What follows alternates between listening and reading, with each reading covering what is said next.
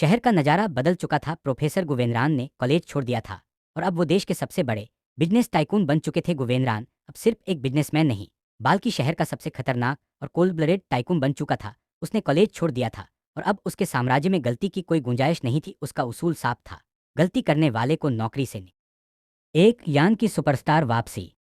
दूसरी तरफ यान ने अपनी 1 साल की ट्रेनिंग और ऑनलाइन डिग्री पूरी कर ली थी। अब वो रोसिना नहीं रहा।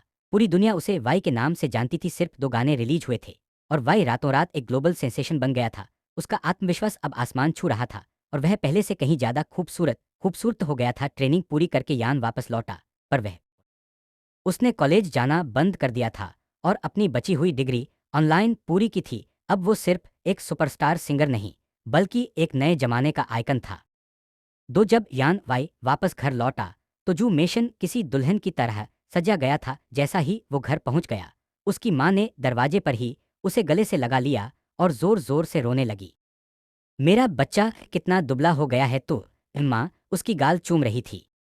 यान की वही क्यूट और चंचल नेचर लौट आई थी। उसने माँ के आंसू पोंछे और शरारत से बोला, माँ, मैं सुपरस्टार बनकर आया हूँ, आप रोकर मेरा मेकअप खराब कर रही हैं।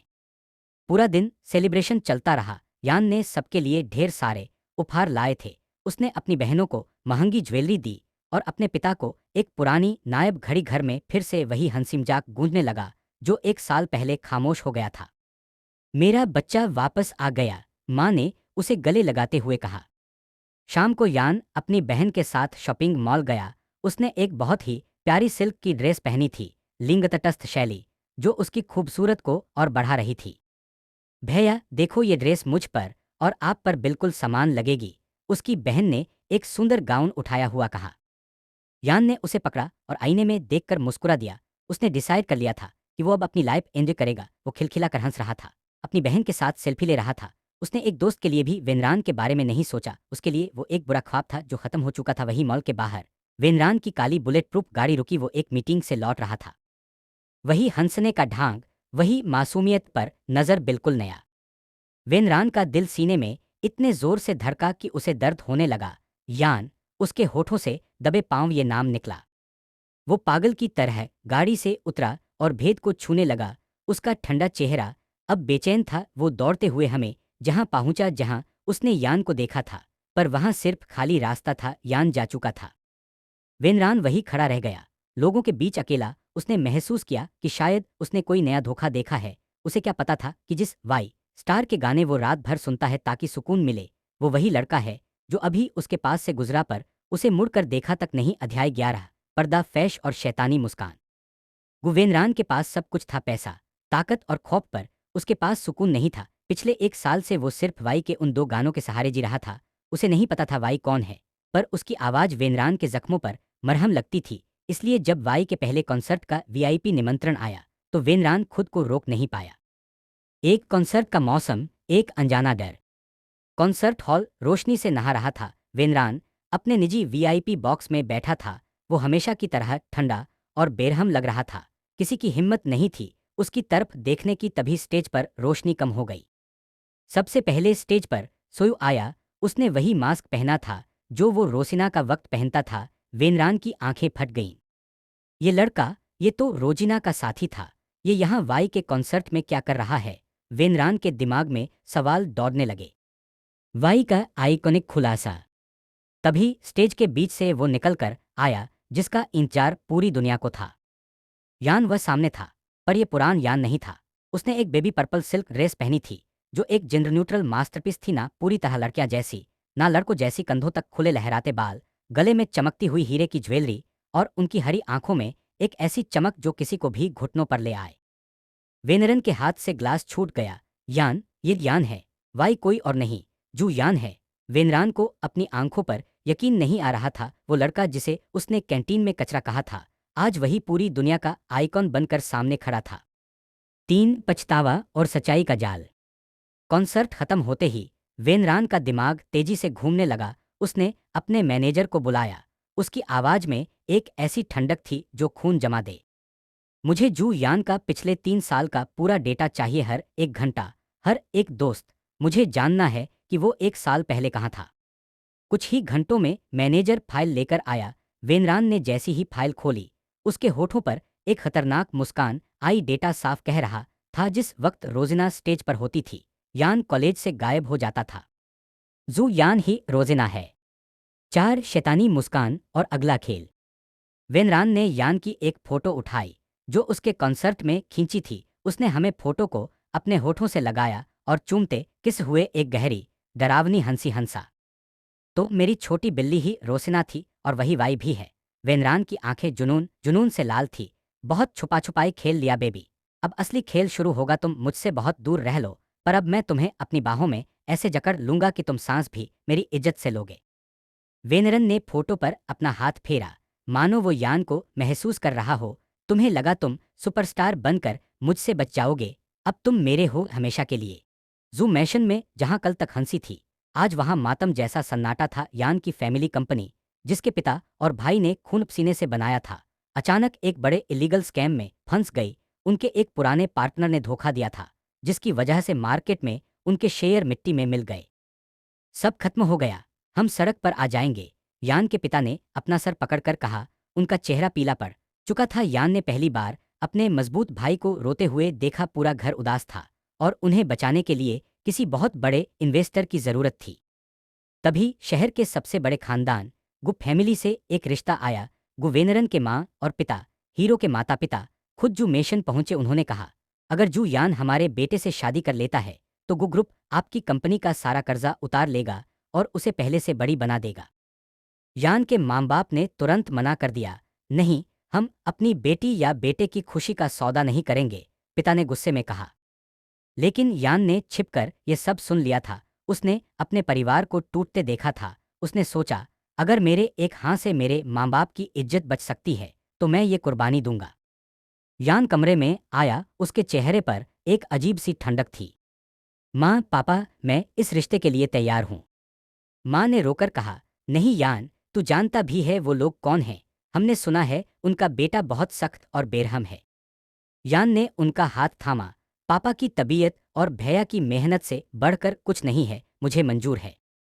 यान को बिल्कुल अंदाजा नहीं था कि जिस गुवेनरन से उसका रिश्ता जुड़ रहा है वही उसका प्रोफेसर है। उसके दिल में आज भी उस प्रोफेसर के लिए नफरत और एक अजीब सी तरफ थी। उसने सोचा, मैं इस नए इंसान से शादी कर लूंगा ताकि प्रोफेसर की यादें मेरे दिल से हमेशा के लिए मिट जाएं। रिश्ता पक्का होने के बाद जब गु खानदान के लोग चले गए, तब यान ने अपने कमरे में जाकर सोयू को कॉल किया। सोयू, मैं शादी कर रहा हूँ गु ग्रुप के सीईओ से। पर यान को यह नहीं पता था कि यह सारे इलीगल स्कैम और मार्केट का गिरना कोई इत्तेफाक नहीं था। यह गु वेनरन का बिछाया हुआ एक जाल था। वेनरन ने जानबूझकर यान की कंपनी को नीचे गिराया ताकि वह उसे मजबूर कर सके उसके पास आने के लिए। वेनरन ने अपने कमरे में बैठकर वाइन का गिलास उठाया। उसकी आंखें देखने लायक थीं। मैंने कहा था ना यान, तुम मेरे पास खुद चलकर आओगे। अब तुम्हारी हर सांस पर मेरा हक होगा। शादी की तैयारी शुरू हो गई। यान अब भी बेखबर था। वो अक्सर अकेले में बैठकर वही पुराना टूटा हुआ टिफिन बॉक्स देखता था जो उसने संभाल कर रखा था। मैं उस प्रोफेसर को कभी माफ नहीं करूंगा, इसलिए मैं किसी अनजान से शादी कर रहा हूं ताकि उसे भूल सकूं। यान ने रोते हुए खुद से कहा। उसे लग रहा था कि वो एक नए सफर पर जा रहा है, पर वो नहीं जानता था कि वो सीधा उस शेर की गुफा में जा रहा है जिसने उसका दिल तोड़ा था। मेहमाननवाजी और एक खामोश समझौता। जू मेशन को आज किसी दुल्हन की तरह सजा दिया गया था, पर घर के अंदर की हवा में एक अजीब सी भारीपन थी। गु खानदान वेनरन के माँ बाप रिश्ता लेकर आ रहे थे। ये दूसरी बार था। बाहर काली महंगी गाड़ियां रुकी। यान के पिता और बड़े भाई ने दरवाजे पर खड़े होकर उनका गर्मजोशी से स्वागत किया। फूलों की बारिश हुई और उन्हें अंदर बड़े हॉल में ले जाया गया। आए गु साहब। उनकी आंखों में अपने बेटे की कुर्बानी का दुख साफ दिख रहा था। माँ ने खुद अपने हाथों से बनाया हुआ शाही शरबत और मेवे पेश किए। जो खानदान ने मेहमाननवाजी में कोई कसर नहीं छोड़ी। टेबल पर तरह तरह के पकवान सजा दिए गए। महंगे स्नैक्स से लेकर घर की बनी हुई मिठाई तक हर चीज इतनी परफेक्ट थी कि लग ही नहीं रहा था कि ये घर तबाही के कगार पर है। तभी यान ने कमरे में कदम रखा। उसने एक बहुत ही शांत सफेद रेशम का कुर्ता पायजामा पहना था।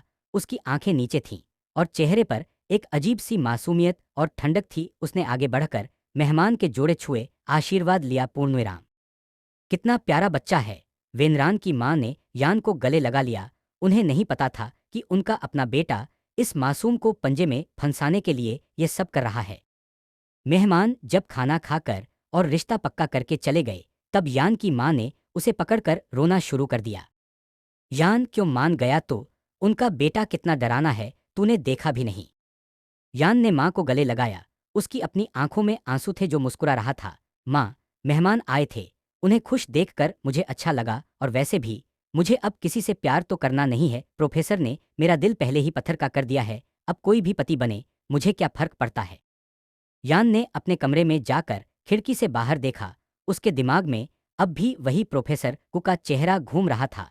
प्रयोग लग रहा था कि वो इस अनजान को खानदान के बेटे से शादी करके हमें प्रोफेसर की यादों से पीछे छुड़ा लेगा। कम से कम वो प्रोफेसर तो नहीं होगा, कोई भी हो, पर वो पत्थर दिल इंसान नहीं होना चाहिए। यान ने खुद को तसल्ली दी। चर्च का महल बिल्कुल शांत था। हर तरफ सफ़ेद फूल और मोमबत्तियां जली थी। यान ने एक सुंदर सा सफ़ेद सूट पहना था।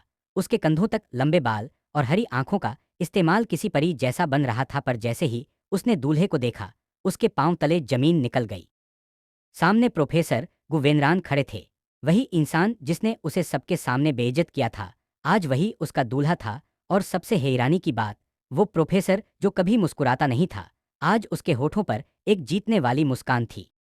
1 साल से वेनरान की जिंदा लाश जैसा था, पर उस दिन अचानक वो डाइनिंग टेबल पर बैठा और अपनी माँ से बोला, माँ, मुझसे शादी करनी है। माँ खुशी से फूल गई। उन्हें लगा बेटा बदल गया है। मेरा बेटा, क्या तुम्हें वो रोशना मिल गई? वेनरान ने ठंडी हंसी हंसी, नहीं माँ, मुझे जू परिवार के छोटे बेटे जू यान से शादी करनी है। आप तैयारी कीजिए और उनके घर रिश्ता लेकर जाइए। वो मेरी होने वाली पत्नी है और आपकी बहू। वेनरान ने पहले ही सब कुछ प्लान कर लिया था। रस्म पूरी हुई और जैसे ही आई डू कहने की बारी आई, वेनरान ने आगे बढ़कर यान को उसकी कमर से पकड़कर अपनी तरफ खींचा। इससे पहले कि यान कुछ समझ पाता, वेनरान ने सबके सामने उसके होठों पर एक गहरा चुंबन किसी कर दी। यान वही हिमाक बिंदु पर आ गया। उसका दिमाग घूम रहा था, क्या मैंने उसी प्रोफेसर से शादी कर ली? वही टॉप बिजनेसमैन है। यान ने देखा कि सोया भी वहां खड़ा हैरान था। सोयो को देखकर वेनरान की आंखों में जलन ईर्ष्या उतर आई। उसने यान को और जोर से अपने साथ सताया, उसके खिलाफ दबाव डाला और उसके गाल पर चुंबन किया। यान गुस्से से उसे देख रहा था। तभी वेनरान ने उसके कान के पास झुककर धीरे से कहा, अब तुम मेरी वाइफ हो यान। अब तुम्हारी हर सांस, हर नखरा और तुम्हारा ये जिस्म सिर्फ मेरा है। अब मुझसे भाग कर दिखाओ। यार का दिल डर और गुस्से से धड़कने लगा। उसने सोचा था कि वो प्रोफेसर को भूल जाएगा, पर किस्मत ने उसे उसके बिस्तर तक पहुंचा दिया था। चर्च के बाहर हवा भी जैसे भारी हो चली थी। शादी की रस्में पूरी हो चुकी थीं, पर यान का दिल अब भी वहीं अटका हुआ था, अपने घर में, अपने लोगों के बीच। वो अपनी माँ के गले लगा हुआ था, इतना कसकर जैसे छोड़ दिया तो सच में सब छूट जाएगा।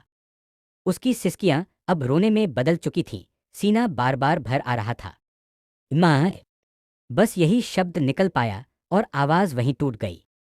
माँ ने उसके सिर पर हाथ फेरा। होंठ कांप रहे थे पर खुद को संभाले हुए थी। रो मत बेटा, अब तू किसी और का नहीं, अपने घर का हो गया है। पिता ने पीठ थपथपाई। कुछ कहना चाहते थे पर शब्द गले में ही अटक गए। भाई ने आगे बढ़कर उसे गले लगाया। वो गले लगना छोटा था, पर उसमें बचपन, झगड़े, हंसी और सारी यादें बंद थीं। पीछे से दोनों बहनों की रोती हुई आवाज आई, हमारा छोटा भाई सबसे पहले शादी कर ली, इतनी जल्दी पराया हो गया। यान की आंखों से आंसू रुक ही नहीं रहे थे।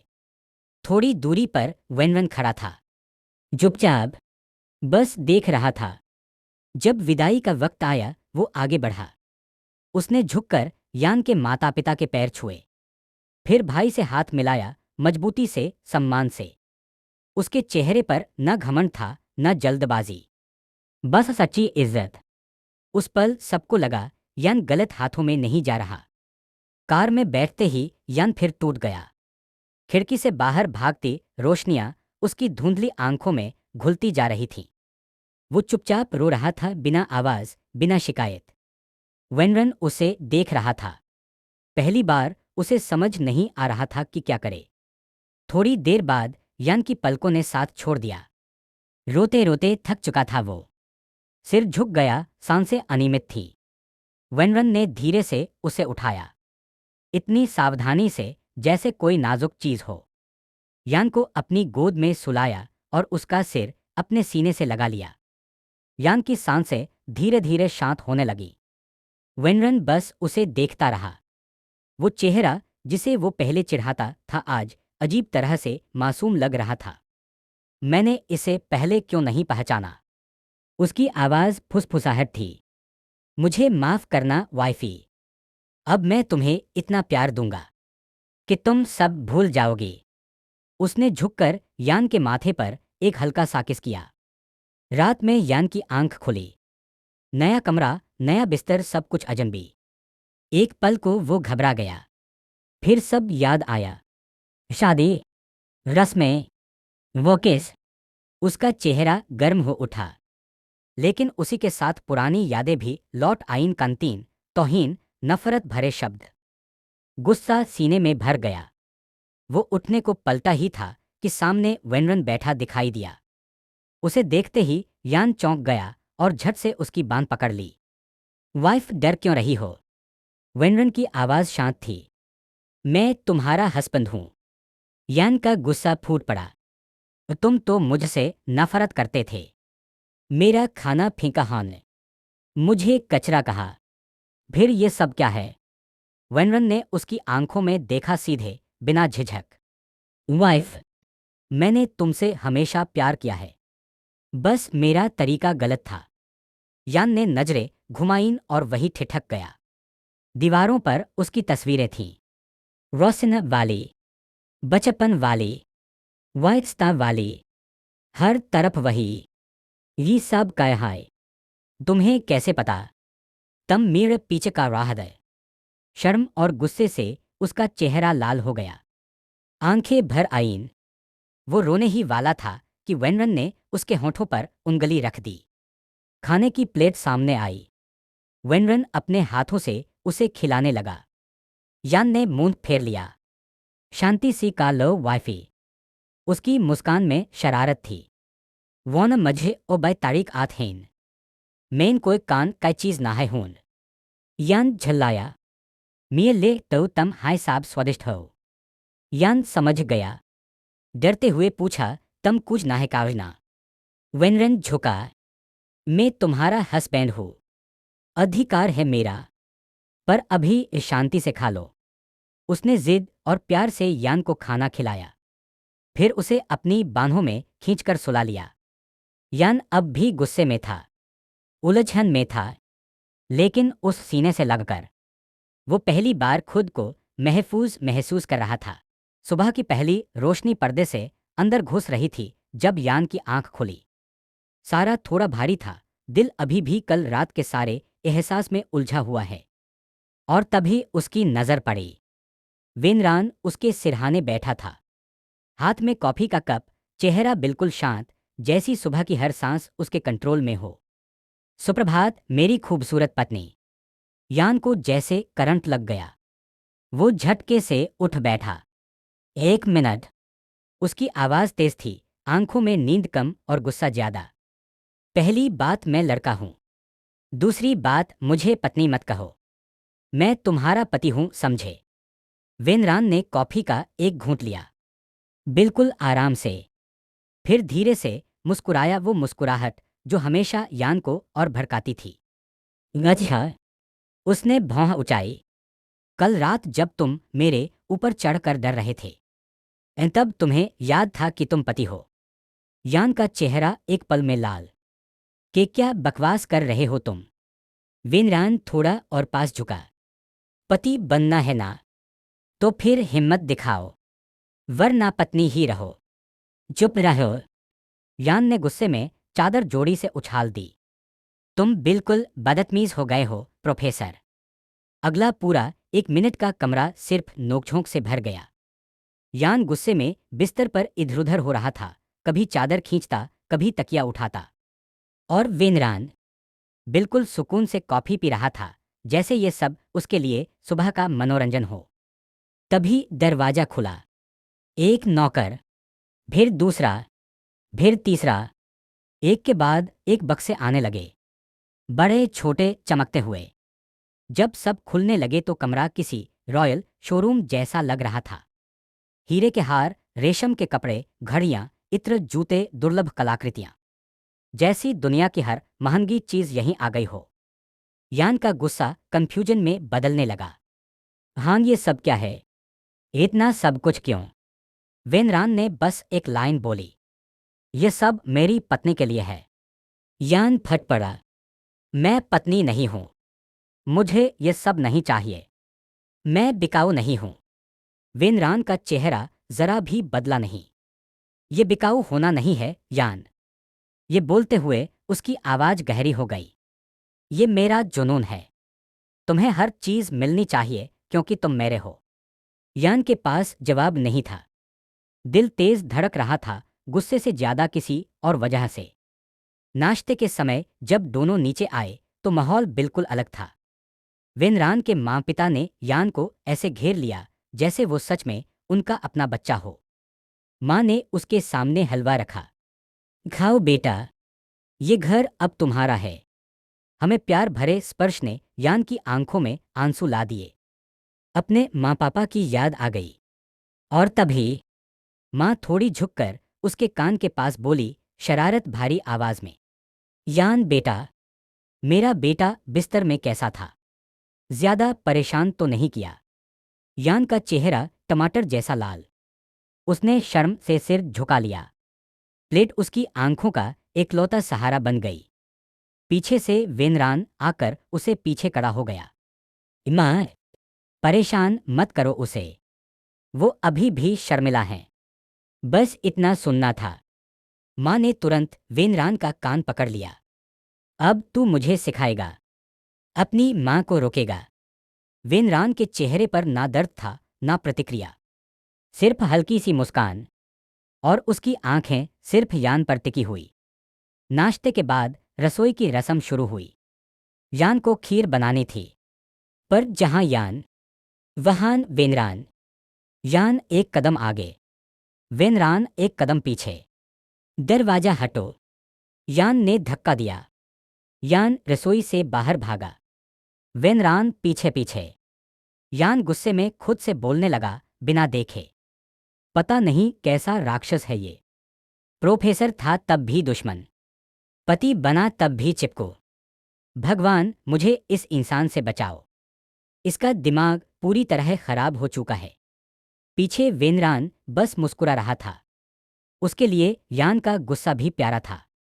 वो जानता था, यार जितना भाग रहा है उतना ही धीरे धीरे इस बंधन में बंद हो रहा है।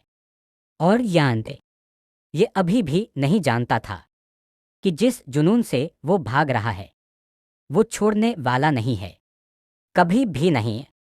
सुबह यान अपने कमरे में बैठा ढेर सारे पत्र और उपहार खोल रहा था।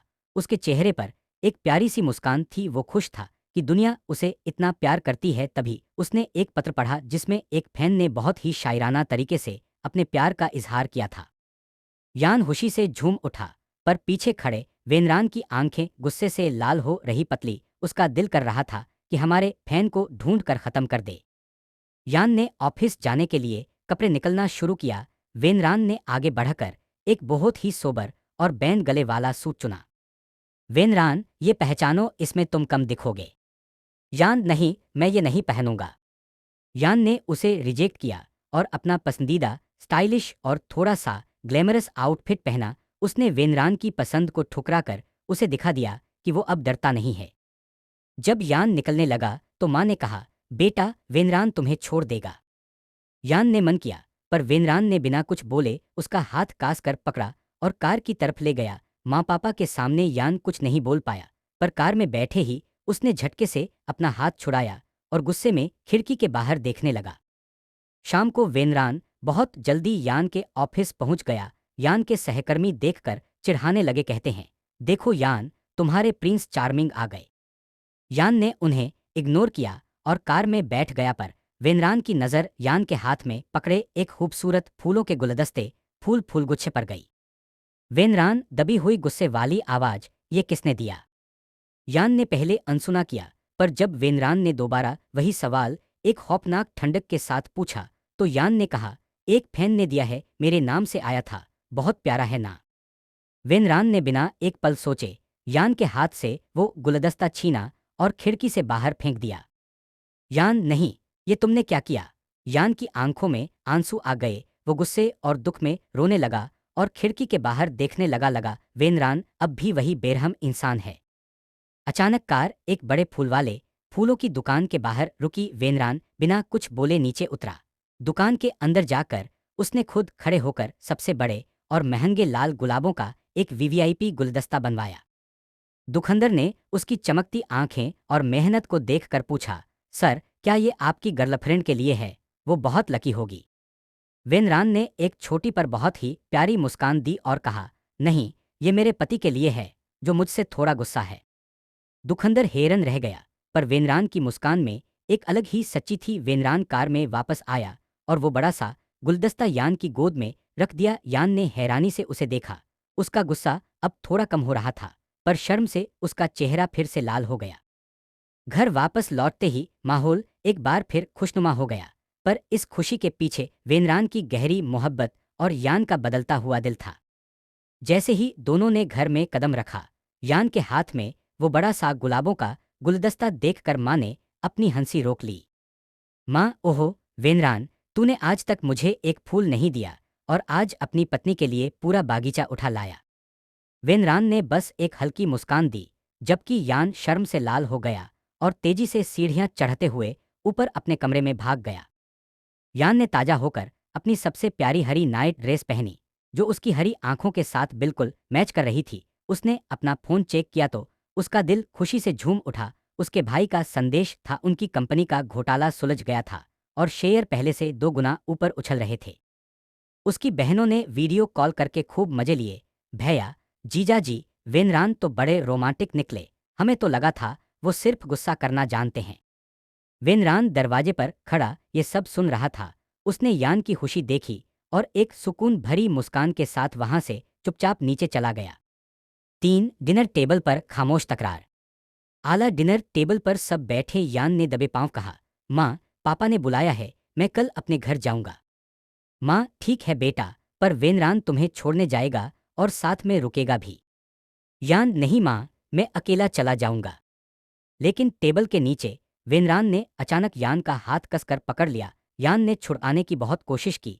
उसका चेहरा गुस्से से लाल हो गया, पर वेनरान ने इतनी मजबूत पकड़ बनाई थी कि यान हिल भी नहीं पाया। सबके सामने वो चिल्ला भी नहीं सकता था, इसलिए गुस्से में खाना खा रहा था। 4 रात की लड़ाई और जबरदस्ती का प्यार। कमरे में आते ही यान ने ऐलान कर दिया, मैं आज तुम्हारे साथ नहीं रहूंगा, तुम बहुत बदतमीज हो। वो सोफे की तरफ बढ़ा, पर वेनरान ने एक ही झटके में उसे गोद में उठा लिया। यान, छोड़ो मुझे, नीचे उतारो। वेनरान ने कुछ नहीं कहा, बस बिस्तर पर पटका और खुद उसके इतना करीब लेट गया कि दोनों के जिस्म एक दूसरे से बैठ गए। उसने यान को अपनी मजबूत बाहों में ऐसे जकड़ा कसकर गले लगाया कि यान एक इंच भी हिल नहीं सकता था। वेनरान, पत्नी, थक गया हूं, शांति से सो जाओ वरना। यान ने वेनरान की आंखों में देखा और समझ गया कि ये पीछे हटने वाला नहीं है। हार मानकर यान ने अपनी आंखें बंद कर ली और वेनरान के सीने की गर्मी में धीरे धीरे नींद में ढल गया। घर जाते वक्त वेनरान ने गाड़ी हर बड़ी दुकान पर रुकवाई। उसने ढेर सारे तोहफे, उपहार, मेहंदी, मिठाइयाँ और फलों की टोकरियां खरीदी। यान हैरान होकर उसे देख रहा था। इतना सब कुछ, ये वही प्रोफेसर है जो कभी किसी से बात नहीं करता था। पर यान कुछ नहीं बोला, बस चुपचाप बैठकर उसके बदलते रूप को देख रहा है। जैसे ही दोनों घर पहुंचे, यान के परिवार ने उन्हें घेर लिया। यान ने माँ पापा को गले लगाया और वेनरान ने बहुत ही तमीज से सबको उपहार दिए और बड़ों का आशीर्वाद लिया। जहां वेनरान और यान का भाई साइड में बैठकर बिजनेस और कंपनी की बातें करने लगे, वहीं बहनों ने यान को कोने में खींच लिया। बहन, बता ना, हमारे जीजा जी कैसे हैं, रोमांस करते हैं या नहीं? यान ने वेनरान की तरफ एक तिरछी नजर डाली और दबे पांव बोला, दिखने में ही ऐसे हैं, असलियत में तो बिल्कुल करूश खरूस हैं। हर वक्त गुस्सा, हर वक्त हुक्म चलाना, बस खून पीना जानते हैं। बहनों ने उसे चिढ़ाना शुरू कर दिया, पर उन्हें पता नहीं था कि वेनरान की बातें भाई से हो रही थी, पर उसका ध्यान और आंखें सिर्फ यान पर थीं। माँ ने दोनों को ऊपर भेज दिया। तुम दोनों थक गए होगे, जाओ यान के कमरे में आराम करो। कमरे में आते ही यान फिर से शुरू हो गया। तुम मेरे घर में इतना गुड बॉय क्यों बन रहे हो? सबको लग रहा है तुम फरिश्ते हो। यान गुस्से में जोड़ी पटक कर घूमने लगा कि अचानक उसकी जोड़ी एक कालीन में फंस गई और वो फिसल गई। आह! इस पहले कि वो जमीन पर गिरता है, वेनरान ने एक ही झटके में उसे अपनी बाहों में पकड़ लिया। दोनों की सांसें एक दूसरे से टकरा रही हैं। उसकी हदबड़ी में यान का हाथ दीवार के एक पुराने हिस्से पर लगा, जो एक गुप्त दरवाजा, गुप्त कक्ष था। यार को खुद नहीं पता था कि उसके बचपन के कमरे में ऐसा कुछ है। दरवाजा धीरे से खुला और अंदर का नजारा देखकर दोनों दंग रह गए। वो कमरा यान के रोसिना बनने के सफर का राज था। वहां उसके पुराने स्टेज के परिधान, विग, पुरानी डायरीज और वो सब कुछ था जो यान ने दुनिया से छुपाया था। वेनरान की आंखों में एक अजीब सी चमक आई। उसने अंदर कदम रखा और एक पुरानी डायरी उठाई। वेनरान, तो मेरी पत्नी के पास इतने सारे राज हैं। मैंने तो सिर्फ वाई को जाना था, पर यहां तो पूरी रोजिना की दुनिया बसी है। यान का चेहरा शर्म और डर से पीला पड़ गया। वेनरान, वो बंद करो, वो सब पुराना है। पर वेनरान ने डायरी बंद की और यान को दीवार से सता दिया। अब तो तुम्हारे हर राज पर मेरा हक है। यान, छुपने की कोशिश भी मत करना। यार गुस्से में उसे पीछे धकेलने की कोशिश कर रहा था। वेनरान, बाहर निकलो यहां से, ये मेरी गोपनीयता है। पर वेनरान पर तो जैसा खून सवार था, उसने यान की एक नहीं सुनी और उसे हल्का बल देकर दीवार से सता दिया। यान अभी कुछ बोलने ही वाला था कि वेनरान ने उसके होठों पर एक गहरा और पैशनेट किस शुरू कर दिया। यान ने छुड़ाने की कोशिश की, पर वेनरान ने उसके होठों पर हल्का सा काट काट लिया। आह! यान के मुंह से एक हल्की चीख निकली। उसका गुस्सा अब भी बरकरार था, वो पिघला नहीं था, पर वेनरान की पकड़ ने उसे बेबस कर दिया था। तभी नीचे से माँ की आवाज आई, यान, वेनरान, नीचे आओ, डिनर तैयार है। वेनरान ने मुस्कुराकर यान को छोड़ा। यान गुस्से में अपना होंठ मालते हुए नीचे भागा। जैसे ही वो डाइनिंग टेबल पर पहुंच गया, उसकी बहन ने उसे घूरना शुरू किया।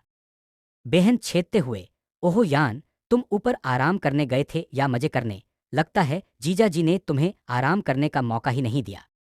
यान को पहले कुछ समझ नहीं आया, क्या बोल रही हो तुम? तभी उसकी बहन ने अपने फोन का फ्रंट कैमरा उसके चेहरे के सामने किया। यान ने देखा, उसके होठों के कोने पर एक साफ लव बाइट चमक रहा था। यान शर्म से पानी पानी हो गया और गुस्से में लाल भी। उसने मन ही मन वेनरान को हजार गलियां दी।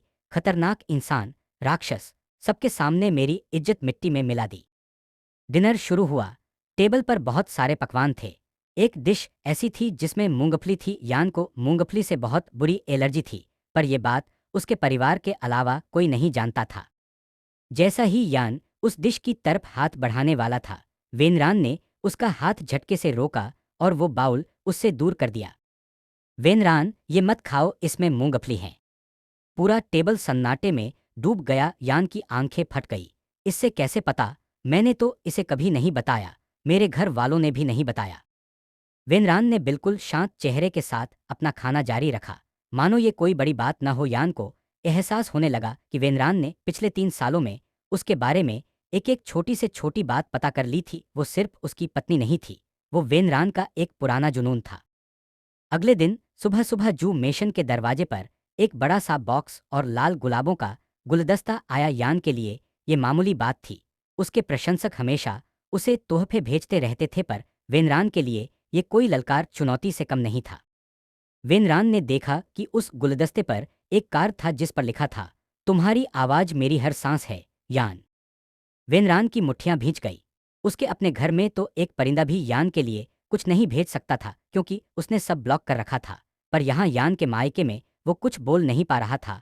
उसने बस एक गहरी सांस ली और उस कार को अपनी आंखों से जला देने वाली नजर से देखा।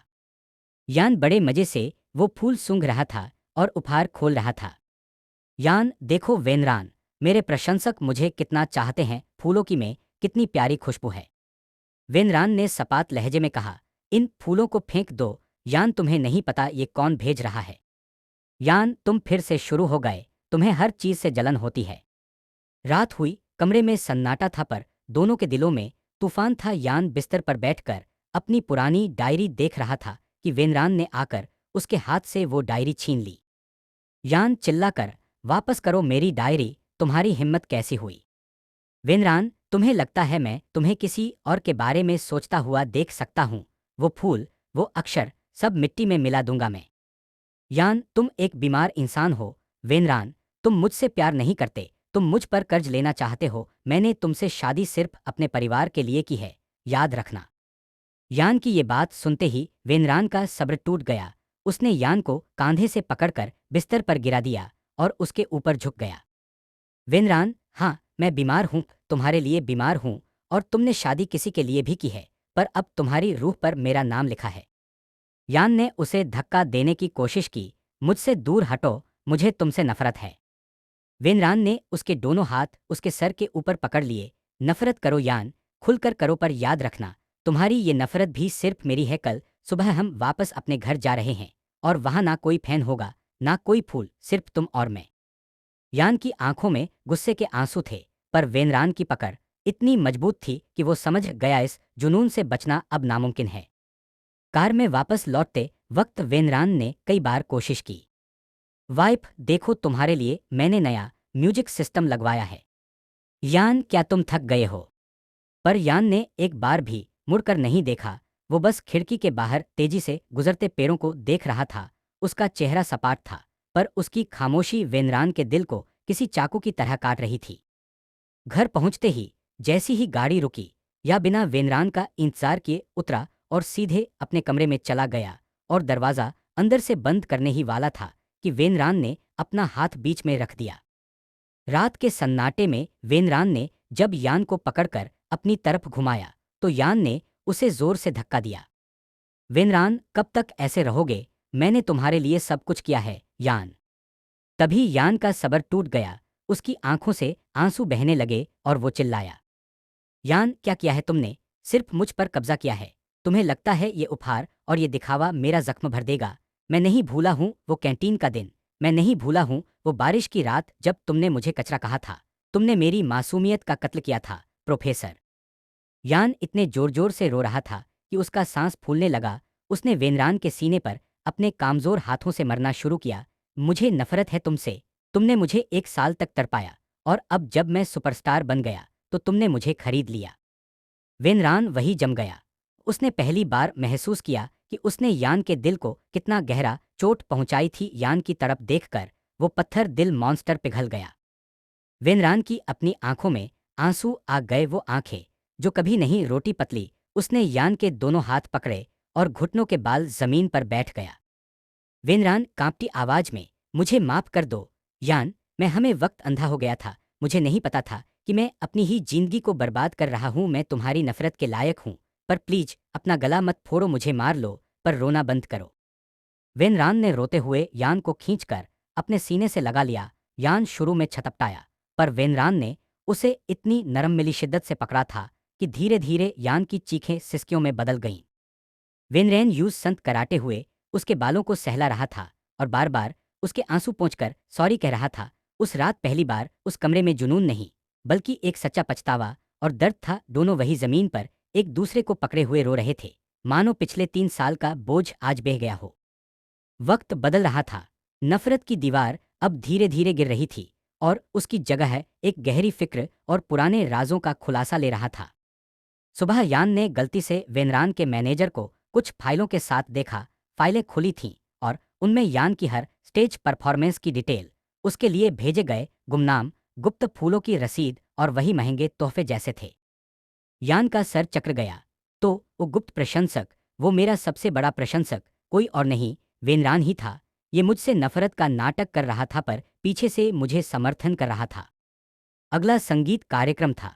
यान स्टेज पर था, पर उसकी नज़र बार बार वीआईपी सेक्शन में बैठी वेनरान पर जा रही थी। कॉन्सर्ट के बीच में ही एक अजीब सा आदमी सुरक्षा तोड़कर स्टेज की तरफ बढ़ा। उसके हाथ में एक चाकू था और उसकी आंखों में दीवानगी थी। यान डर के मारे जाम हो गया, पर इस पहले कि वो साइको फैन यान तक पहुंच गया, वेनरान एक बिजली की रफ्तार से स्टेज पर आया और उस आदमी को एक ही मुक्के में जमीन पर गिरा दिया। वेनरान का चेहरा हमें वक्त शैतान जैसा लग रहा था। उसने हमारे फैन की हदिया तोड़ने में एक पल नहीं लगाया। सुरक्षा उपयोग ले गई, पर यान कांप रहा था।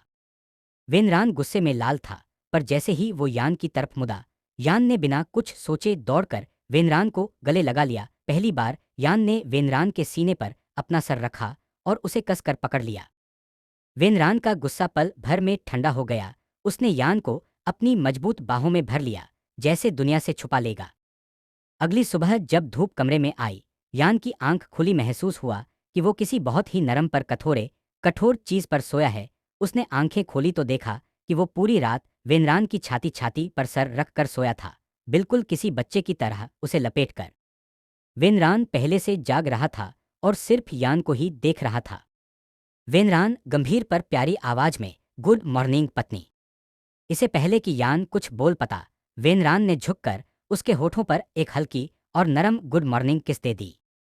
यान का चेहरा टमाटर की तरह लाल हो गया। वो हड़बड़ा कर बिस्तर से उठा, अपने कपड़े संभाले और बिना वेनरान की तरफ देखे सीधा वॉशरूम की तरफ भागा। बाहर से वेनरान की हंसी की आवाज आ रही थी, जो यान के दिल में एक अजीब सी हलचल पैदा कर रही थी।